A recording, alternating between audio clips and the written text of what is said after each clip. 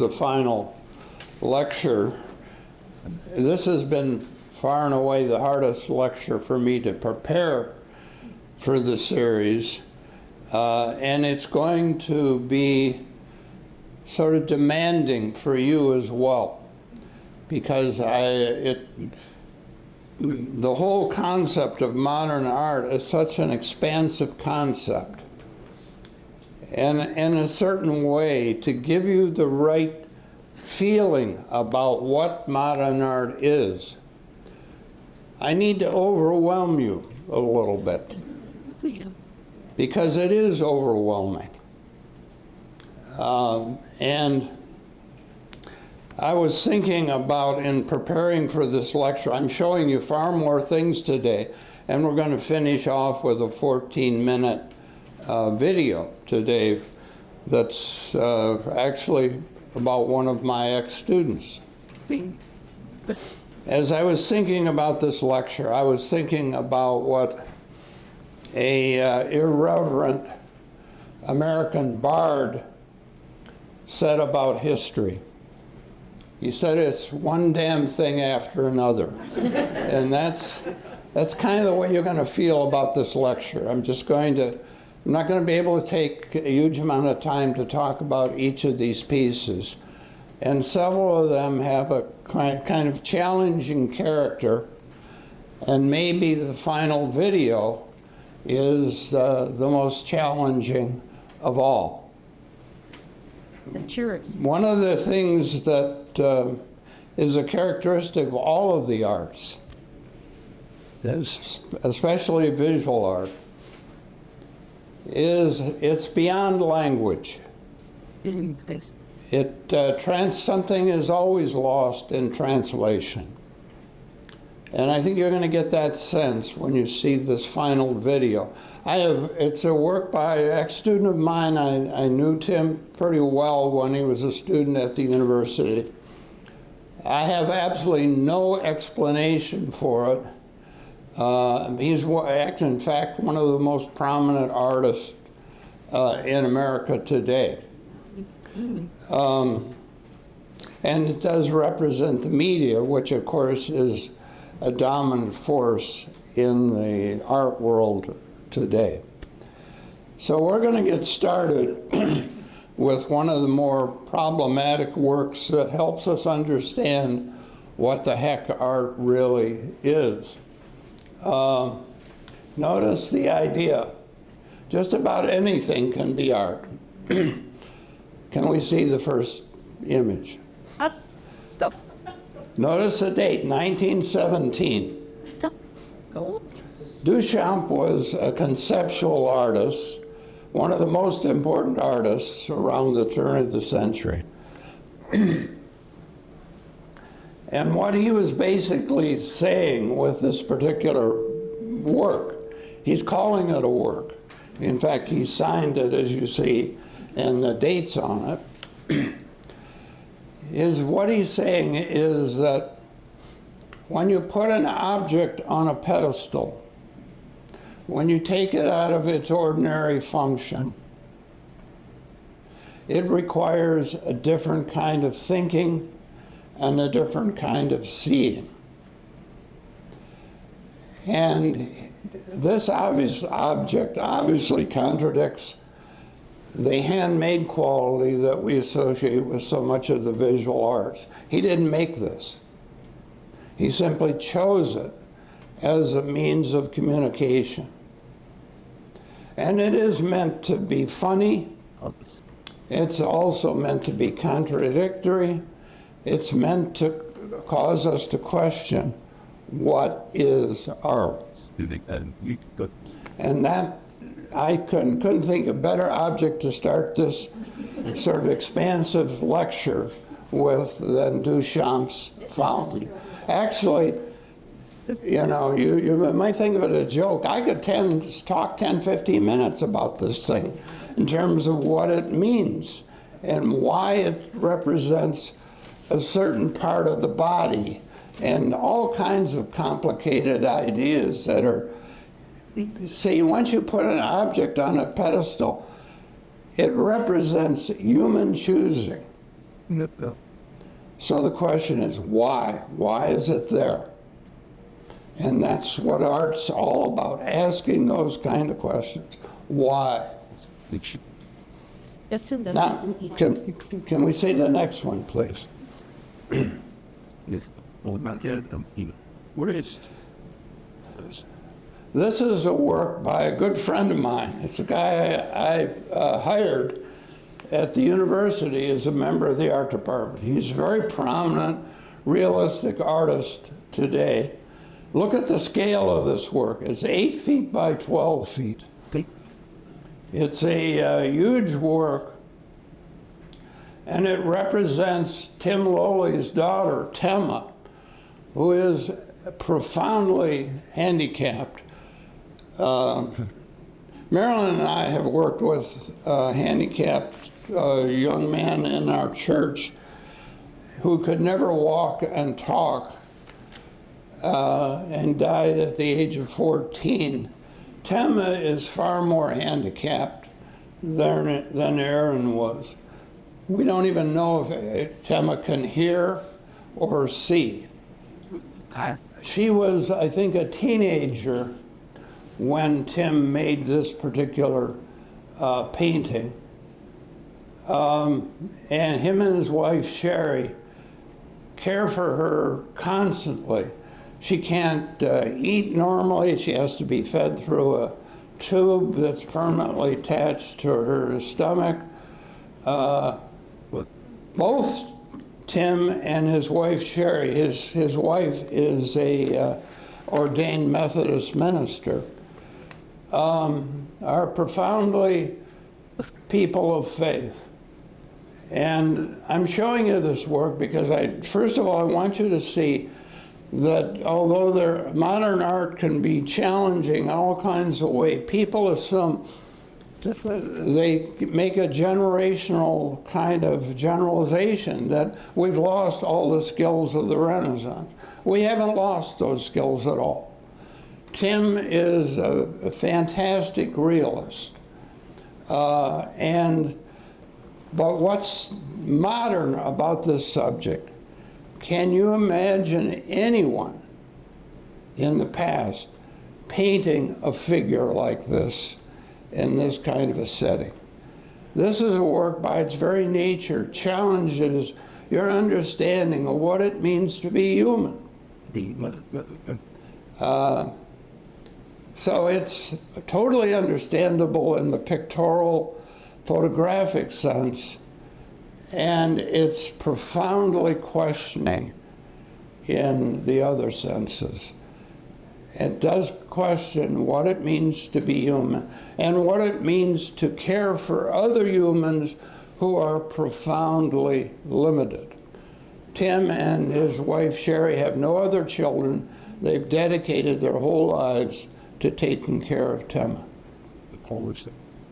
Can we see the next one, please? Yes. I'm trying to represent all kinds of tendencies in this lecture today. Tanner was an African-American artist painting at the turn of the century. He's a wonderful painter. You can see the style of the work is very much affected by Impressionism. But again, it's a modern subject matter. Artists are starting to question social values and social mores. And being an African-American artist, he's trying to get at an essence of the African-American experience. And it's a beautiful, sort of soft, gentle, poetic painting. Can we see the next one?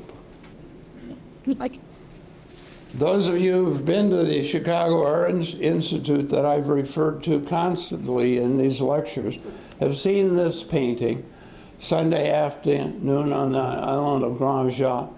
It's a large painting again. You see the scale there. It's done in a style that's called divisionalism.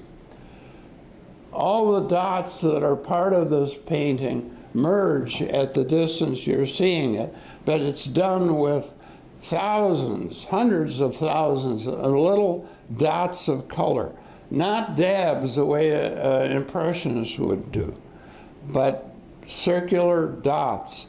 And it's based on an idea of color theory that is a part of modern day lithography printing. If you put a yellow dot next to a blue dot and get far enough away so the eye starts to fuzz those edges, you see green. Right. And the whole painting is based on that. The island is a modern recreational place where Parisians hang out on their Sunday afternoons. Some of you might be familiar with the fact there was even a Broadway play that was based on this particular painting. It's done in a technique, as I say, that's incredibly meticulous. It took him a couple years to make the painting. And the figures themselves are somewhat sort of doll-like and robot-like because the painting technique is so time-consuming that it's very hard to get a complete sense of mobility and movement. And if you look carefully, you see a little dog here. There's a monkey next to the dog, but there's a dog suspended in space. You just don't get a sense of movement in this thing. But it's a way of interpreting the modern recreational experience and giving it a kind of solemnity and dignity. In a strange way, I always see this painting almost in religious terms. It took so much commitment to make a painting like this, and strangely enough, at the basis of all that commitment is this sort of optical theory. Strangely enough, if you actually get close to the painting, it doesn't quite work the way he intended, because he was not the wealthiest Parisian artist. The pigments he used were not the best. And so some of the colors have changed since he's put them down. Can we see the next one? Generally, I've sort of avoided my own art form in these lectures. Many of you know I'm a sculptor. This lecture, I'm including more sculpture because sculpture has started to take on an unusual sort of modern presence. This is a typical kind of one of the very best of funeral sculptures done by an important American sculptor, Augustus St. Gaudens. It's, of course, a mourning figure, and the whole drapery, the whole head being covered with drapery creates this sort of lost face that's barely hidden in these shadows. You barely get ahead of the nose of the figure. And there's a kind of absolute stillness about the figure that represents the very best of funeral art. A lot of art that we find in our cemeteries is well-intentioned, but it's kind of manufactured. It's not really designed as individual works. This is a piece that's among the best of those kinds of pieces. Now, can we see the next, please? Henri Matisse was one of the founding fathers of modernism at the turn of the century. He was part of a group of artists who were called the Fauves. That word means wild animal, because they dealt with such vivid color and handled space in such a different way than artists preceding them. In this case, he's given us a complete sort of loss of definition of subjects. You have to look carefully to see where is the wall, where is the table, because they're both the same red and they both have the same pattern on them. And he's basically saying painting is much more about color and shape than it's about this normal sense of illusionism. And then he gives us that strange contrast of green in the window with these puffy cotton candy kind of trees out there. Actually, the painting is very, very carefully composed, but it's done in this manner that looks totally casual, totally kind of celebratory of the elements of art rather than the subject matter that's actually being painted. Can we see the next one? Oxyacetylene welding became an important part of sculpture in the 20th century. I've done a lot of weldings myself. It was an important part of the work I've done. A lot of the sculpture commissions I've done have been welded. But the thing about welding is you're dealing with a new material. In this case, it's what we call mild steel. It's steel that can be shaped very easily with the torch and hammered on an anvil. And what this new material allows us to do is move away from the idea of sculpture as mass and start to move out into space. So the title here is Woman Combing Her Hair. At this point, if you see those linear elements as hair, they definitely need to be combed because they're going all over the place. And the whole piece is more about space than it is mass. And it's a material that it takes people a while to get used to. I have never shown any of my welded pieces on this campus. I have half a garage full of rusted steel. At some point I might show, but I had a feeling I'd get such a negative reaction that I wasn't quite ready to do it. I thought at least I have to live here 10 years for people to trust me enough to realize that I'm serious about looking at this stuff and making it. Can we see the next one, please? We started with that Tema painting, which is a modern subject matter. Here's another modern subject matter. And look at the date on this thing. Beckmann was a Jewish artist. He eventually emigrated to America. Look at how prophetic this painting is. It's called Night. It's gruesome torture of people. It's done, of course, in the aura of World War I and all the awful things that happened in the war.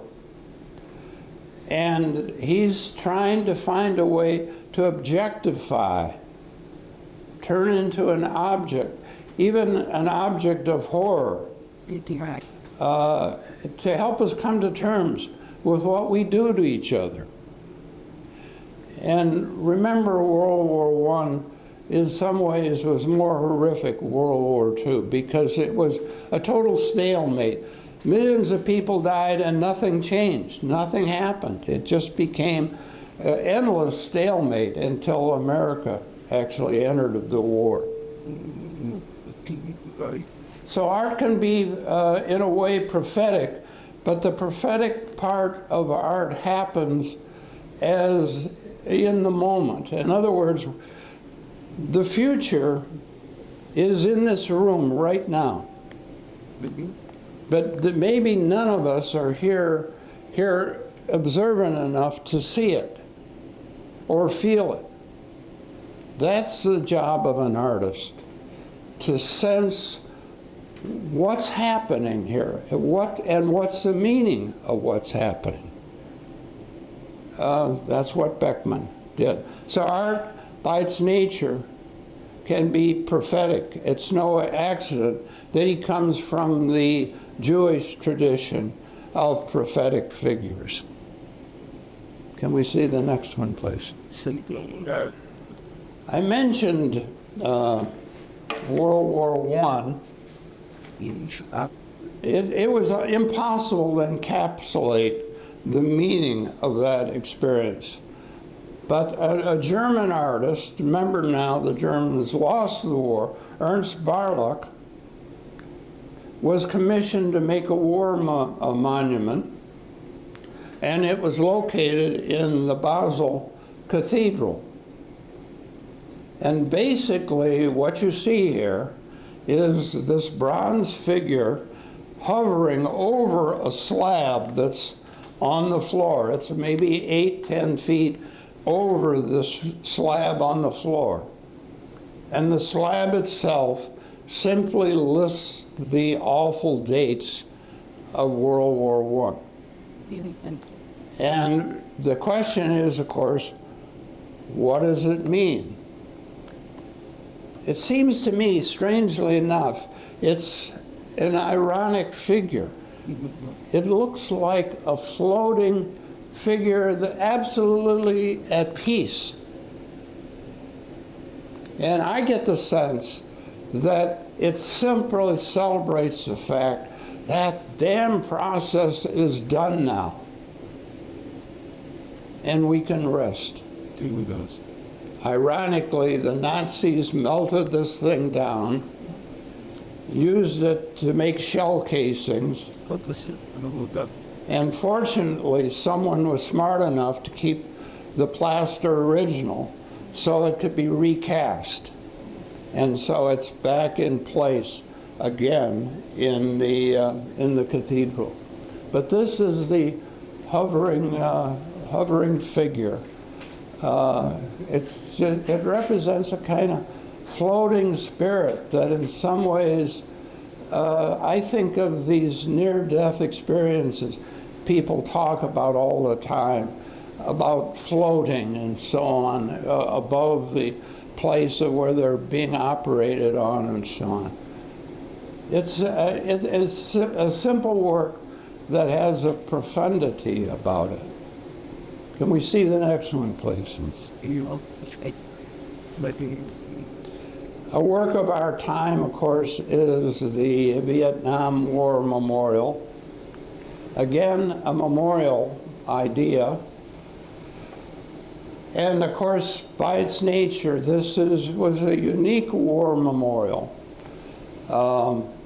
because there's all kinds of national ambiguity about Vietnam and the meaning of that war.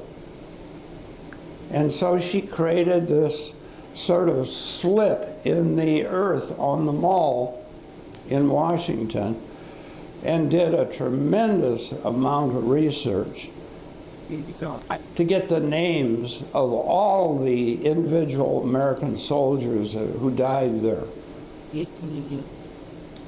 As I say, it was a very controversial work when it was made. In fact, they produced an alternate work on the other side of the mall that was much more conventional in nature. But the irony of this particular thing is they say it's the most visited of all the memorials in Washington, D.C. In its simple, symbolic way, it catches the loss that is always a part of these awful conflicts we find a way to get ourselves into.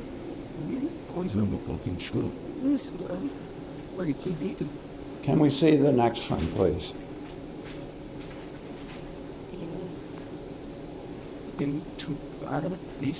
A very important part of the modern art scene is the role of women artists. The visual arts, for most of its history, was mostly dominated by males, partly because of the way artists were taught, because at least in the older conventional Renaissance Baroque tradition, artists were taught in workshops where all the artists were assistants to a dominant artist like Rubens, who had 100 assistants in his workshops. Given the social conventions of those ages, it was almost impossible for a woman to be among all of those young testosterone-filled males. And the women who became important artists in the Renaissance and Baroque were usually daughters of painters and were trained at home. The 20th century had allowed women to have a much more adventurous and important role in the visual arts. And during my educational experience, all the artists I taught, I would say the normal proportionality of my students was 2/3 women, 1/3 men. Partly a social convention that if you're an artist, maybe you're a little light in the loafers. And so aggressive young males were kind of self-conscious about that. They didn't want to be in this kind of non-functional kind of major. Anyway, women play a dominant role in the visual arts today. Frida Kahlo was one of the very first of them. And of course, in this particular work, she represents some aspects of her life. You'll notice she has two different kinds of clothing on. To the right, she is represented with the native clothing. She came from Mexico, fairly prominent family in Mexico. And then on the left, she has a more conventional type of formal dress that would be associated with her family. So peasant dress on one side, cultured dress on the other, and then this strange kind of visible heart with the blood dripping and the scissors in her hand as if she just cut that cord. It's a frightening, strange work, but it represents some of the ambiguity and complexity of her female identity. Her boyfriend, they married, divorced, married again, so it's hard to even define what their relationship was Diego Rivera, who was this muralist, far more famous than her during their lifetimes. Strangely enough, at this point in time, most of the art world regards her work as stronger than Rivera's was. But very few people really got who she was and what she did during her lifetime. Now, can we see the next one, please? This is a sculpture by Dwayne Hansen. It's made out of fiberglass. Yes, that's a real shopping cart.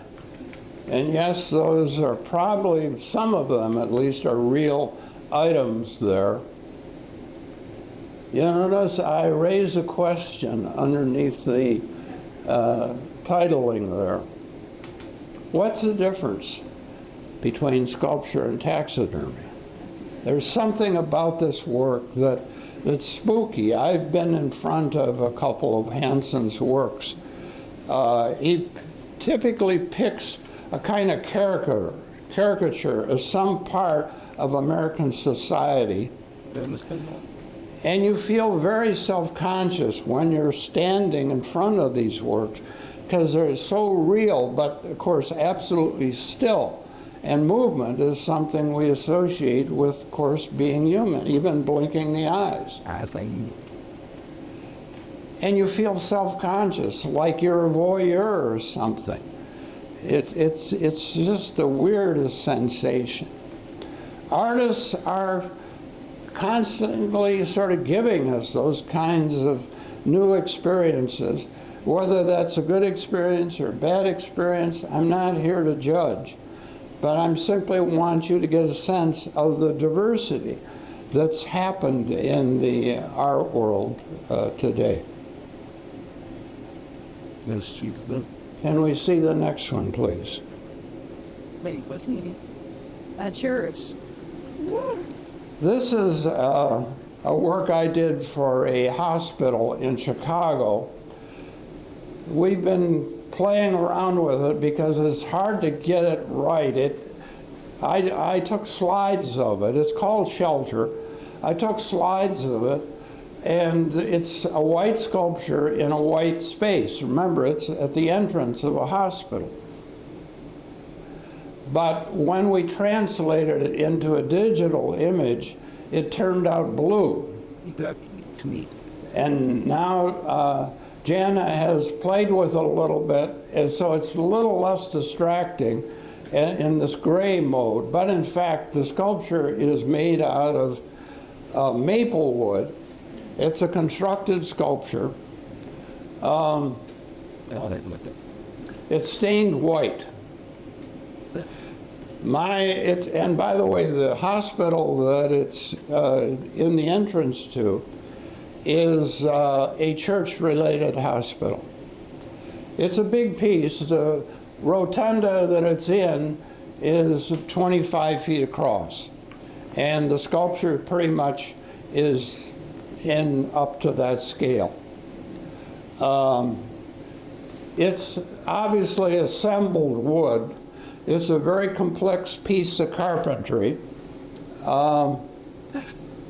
And I was frankly thinking about my own personal experience when I created this. It's actually related to biblical passages in Psalms.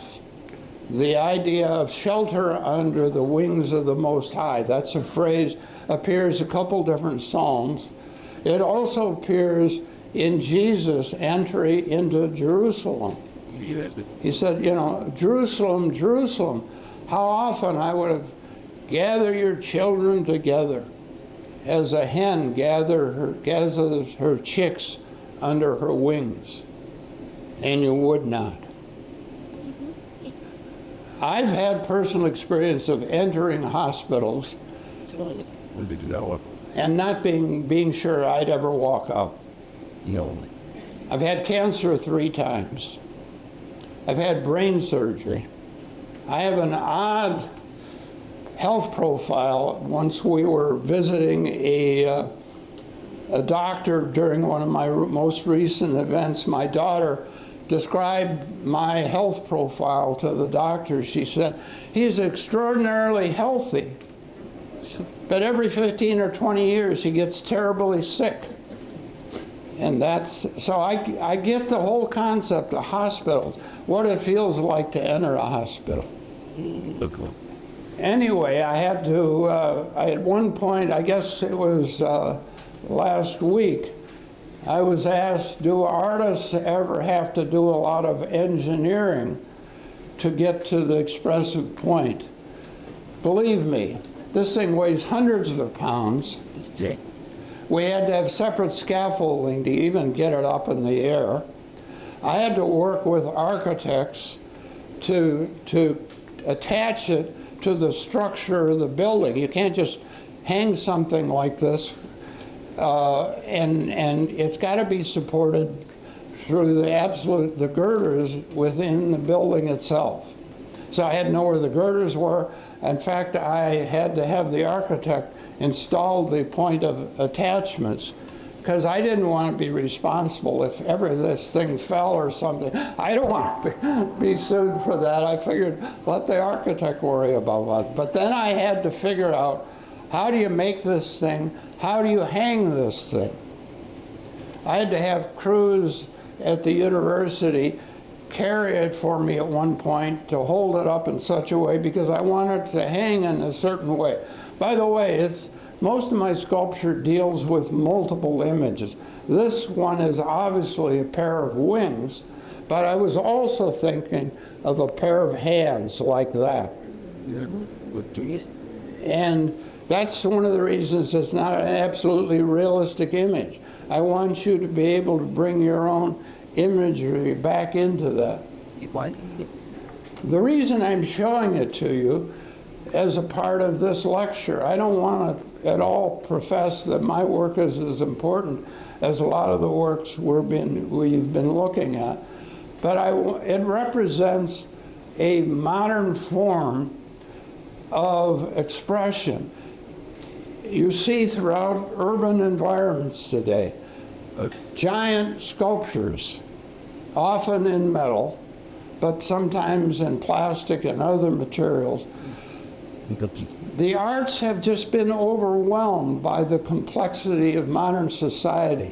And about the only way we can get attention back is to come up with super scale and put the thing right in the place where people have to walk so they can't avoid it. And that's, if you go around modern cities, you'll see all kinds of sculptures that are not commemorative in the way sculptures were in the past. They simply represent some kind of expressive viewpoint. They're individual works of art. This particular sculpture, in fact, was shown in a gallery before we were able to hang it in the hospital. Actually. But anyway, the arts compete today with the media in ways which scale becomes really important, and especially with sculpture because it's a physical presence. That's the reason I'm bringing more sculpture into this lecture than I've brought in the past, because sculpture becomes architectural in scale. And if you've seen the buildings of a guy named Frank Gehry, they're usually made out of titanium, and you'd swear you're looking at a contemporary sculpture rather than a building. Right, but The scale I was talking about is apparent in this tendency. These giant murals that are all around our modern cities. Again, a way of the visual arts entering into the contemporary experience. This, of course, relates to Neil Armstrong, an Ohio boy. And you can see how its color, intensity, and its sheer scale mean you simply can't avoid it. It simply becomes a part of your urban environment. It's ironic, this whole form of working, which is one of the dominant forms of painting today, actually started with vandalism. What are called taggers. Gangs they pick individual members to put their logo all over. You see it most commonly on freight cars. But all over urban environments, you get taggers who are constantly going on buildings. Now, when I was a kid, gang markers were crude, dumb-looking things. In fact, some of these logos and formal invention of this tagger stuff is beautiful. It's obviously vandalism, but it was the starting point of this kind of art. So it's kind of outclass a rebel art form that eventually got incorporated by the main social structure. And so you end up with murals like this in the urban environment. Now, I've been trying to calculate my sense of time here, and I think we have time to show Tim's video. This is 14 minutes long, Tim Hawkinson was a student of mine at North Park University. I had him in my drawing class, I had him in my sculpture class. He came from California, and like many Californians, they had a heck of a time dealing with the weather in the Midwest, and especially in Chicago. So they never last very long. I was very cautious of hiring a California faculty member, because we could never keep him more than 2 or 3 years. Got close to the time where he had to make a tenure decision, they got a job back in California. They didn't like Chicago at all. Anyway, Tim left after 2 years, went to the University of California. He today is one of the most prominent artists in America. I'm not saying he's that way because he was my student. It was who he was. He was just an extraordinary young man. But he comes from the same religious tradition that Marilyn and I come from. And that's, in a strange way, going to show up in this video a little bit. He's a very sweet-natured, gentle guy, but he creates these massive, massive works. To give you a sense of his prominence, he had a one-person show in New York a few years back, about 4 or 5 years ago. Now, to be an artist with a one-person show in New York is a major, major deal. At the end of that showing year, the critics get together and decide which was the best show of all the shows that were shown in New York that year. And Tim's show won that award. He's an extraordinary guy, and I'm not going to explain this work because, frankly, I don't think I can. What I can say is it's in some fundamental way, although some of it's giant in scale, it's autobiographical. Strangely enough, massive it is, it still deals with the personal. In fact, somewhere in the video, I think we're going to see Tim next to his parents, who were members of the denomination that Marilyn and I were members of. Can we show that now?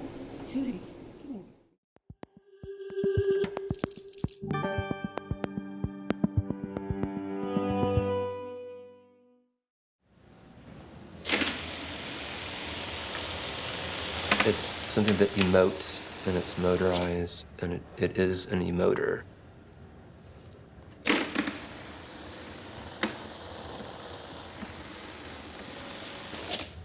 I can't make most of these faces myself. It's using my face because that's readily available. I have exclusive rights to my face. It seemed, I guess, honest to just use my own face. I just took my digital camera and held it out and just took a bunch of shots. I took it into the developer and he put it on his screen and we photoshopped all of the features.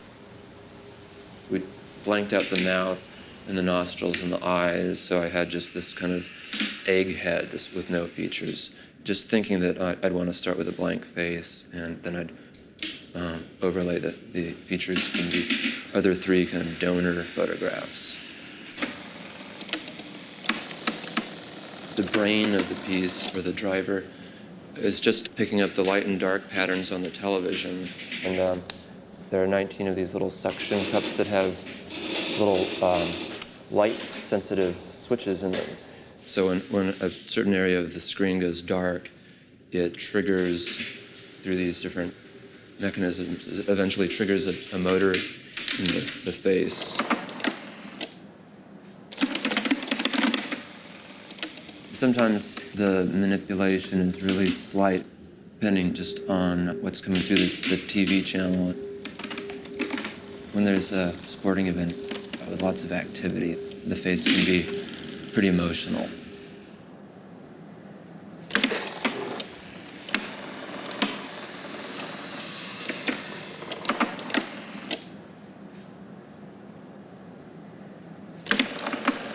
I use my image or my body in a lot of the work as kind of jumping off point, but usually the end result is so abstracted that I don't really feel so identified with it any longer. It's not about my identity, but it's about our identity and our experiences within our bodies and our body's relationship to the external world.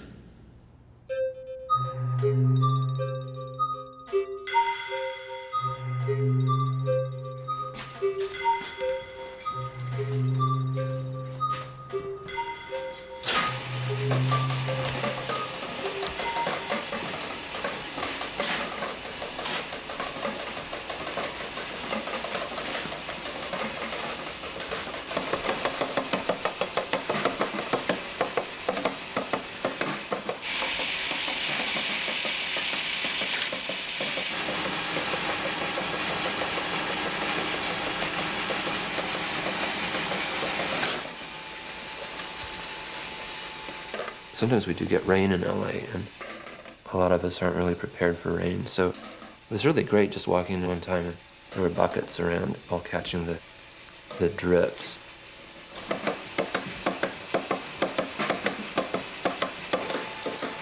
It just had a great sound in the space. So I was interested in using dripping water in some way.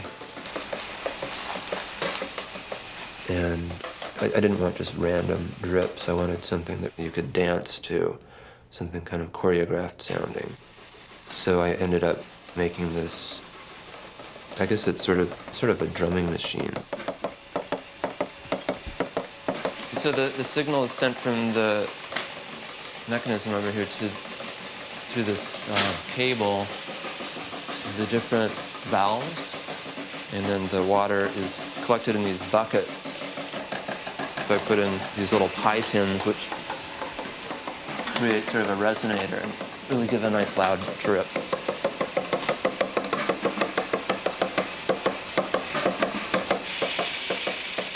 The signal originates with these gears. Each gear has a little knob on it, a little bump.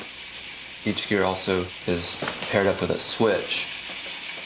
A different switch comes in contact with the bump on the gear, and it gives it a different pulse. It's not even electronics. I don't know what it is because, well, it's wiring. I think what it is just making circuits. The copper tape represents all the different possible permutations of gears. Some of these pieces have become a little more complex, and they're trying to do more things. And then it's sent through, I think, this slit here. Those are the main aspects of the work that end up having problems and breaking down. So maybe I need to go back to school or actually take a course in it. I was just thinking of this sort of creature that was allowed to grow in a zero gravity environment, and now it's being hung out to dry.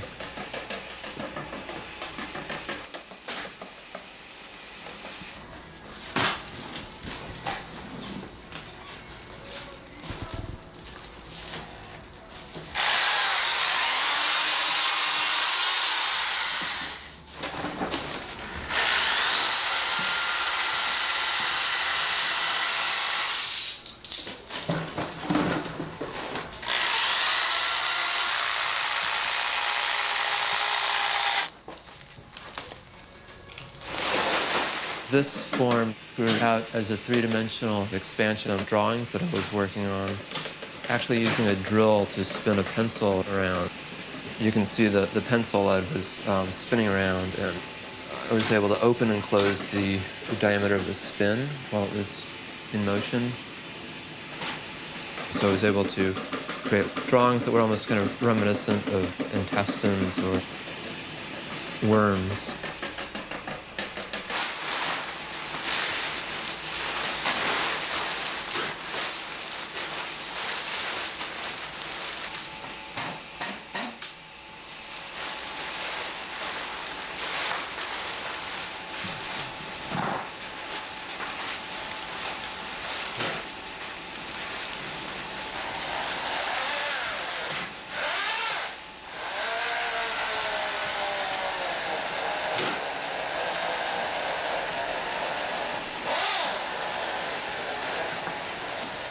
There's a certain freshness in a drawing where you're seeing something for the first time.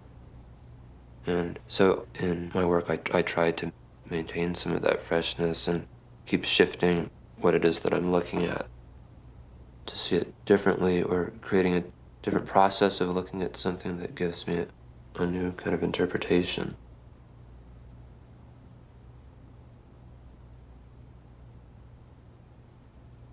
I don't do preliminary drawings for pieces. Maybe I can't think that far in advance and really visualize the piece in a finished state. I find it much freer to go right in and start making the piece. I just said that I never make preliminary studies or anything, but for the Uber organ, I did make models of balloons. That process involved being approached by Mass MoCA, and they wondered what I would do with a space that was basically the size of a football field. I came up with this idea of using inflatables. I think I was just a little nervous about filling 15,000 square feet. I didn't want to get caught short-handed, so I felt much better seeing these little models in the space. It was going to have a real strong physical presence, but I felt like it needed to also have this audible component.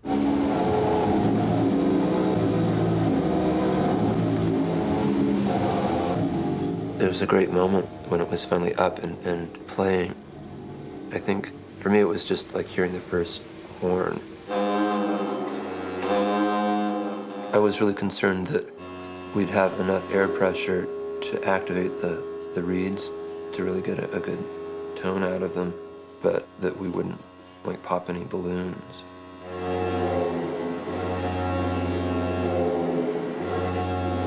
Something that large really does have to be under a tremendous amount of air pressure to get a sound out of a reed. I used fishing net and tailored that around the balloons, and I was able to further define them, cinch them in. It was neat. It was a really quick way of controlling a huge volume. Mass MoCA was one big, long, kind of narrow space. The gallery in New York was divided into like 6 rooms, one gigantic room and some slightly smaller rooms. I was afraid that the sound quality might be lost, but in the end I was really happy with the sound.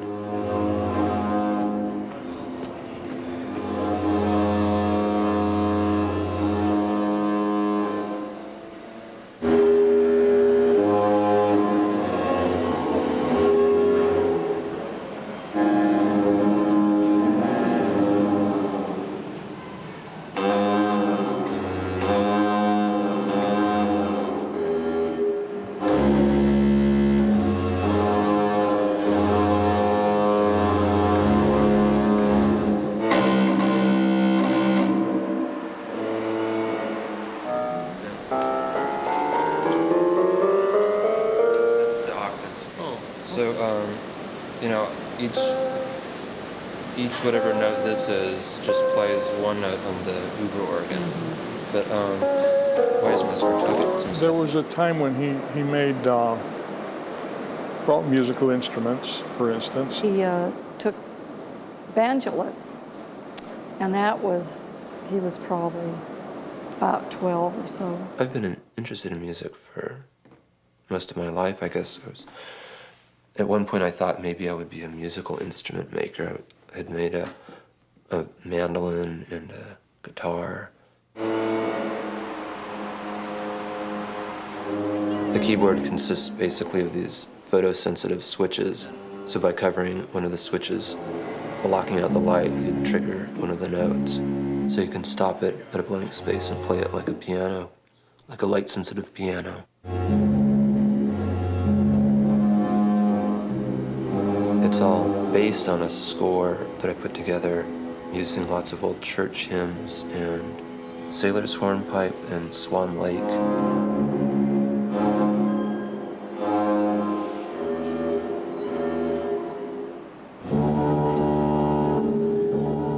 So I grew up hearing these old Protestant hymns, and some of them are really beautiful, and They bring strong connotations and memories back, and also, reflect faith.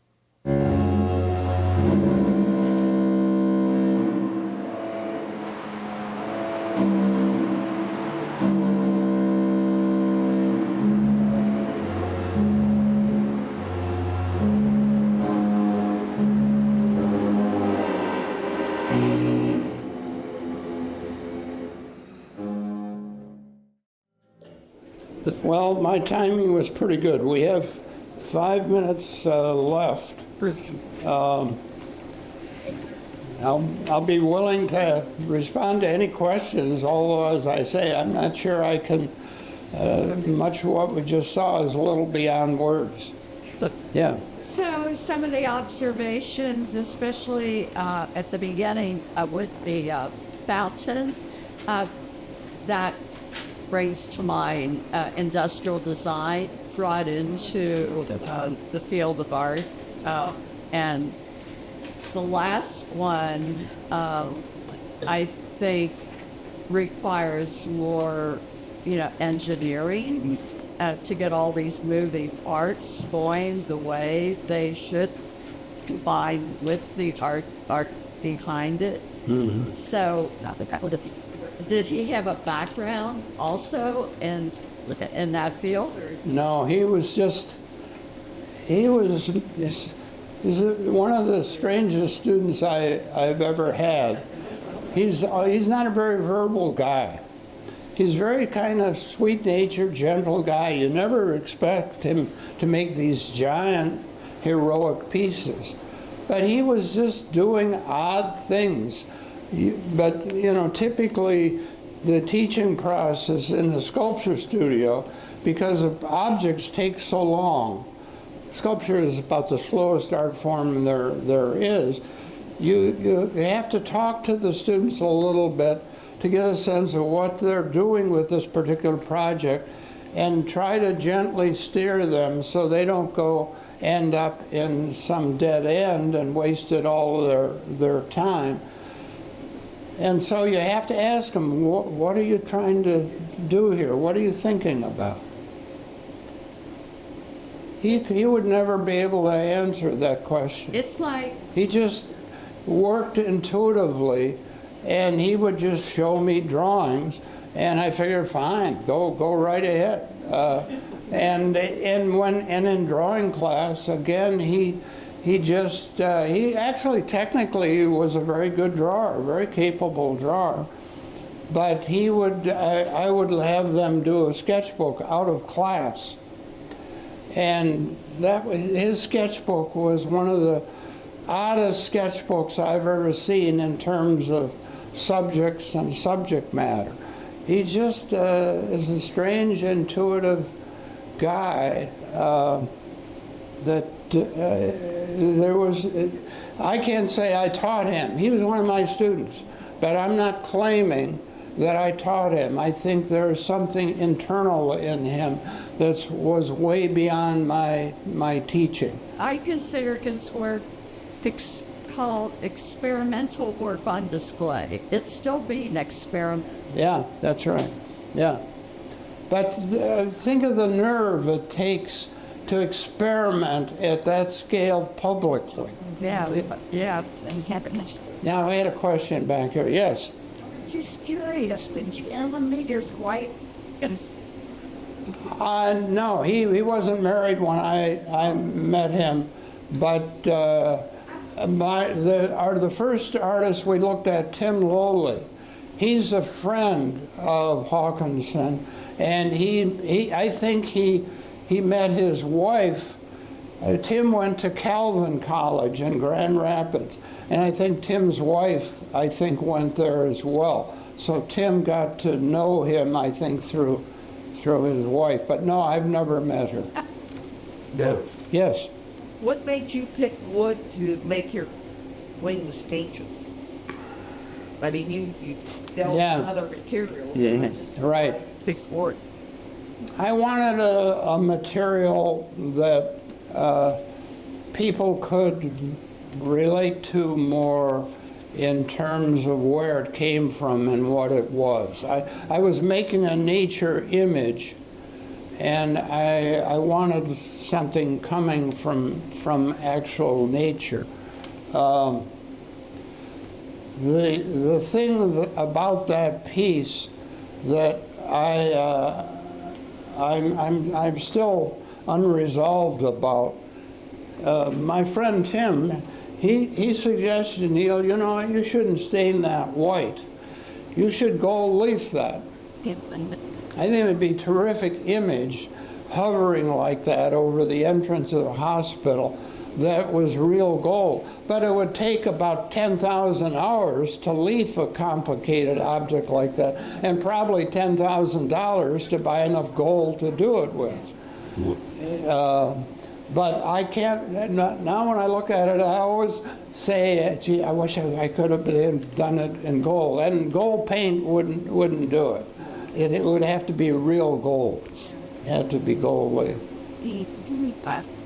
People always ask me, how long do you spend on something like that? Oh, well. I have absolutely no idea. Almost no serious artist does. You start with a vision, or sometimes when you're making a work, it's an evolving vision. And time is the least important thing in what you're doing. Time just doesn't matter. And it's just part of the joy and the burden of being an artist. You live outside of the normal time of frame of time. If there's, it's about time now. Thank you all for coming. Thank you for being part of this.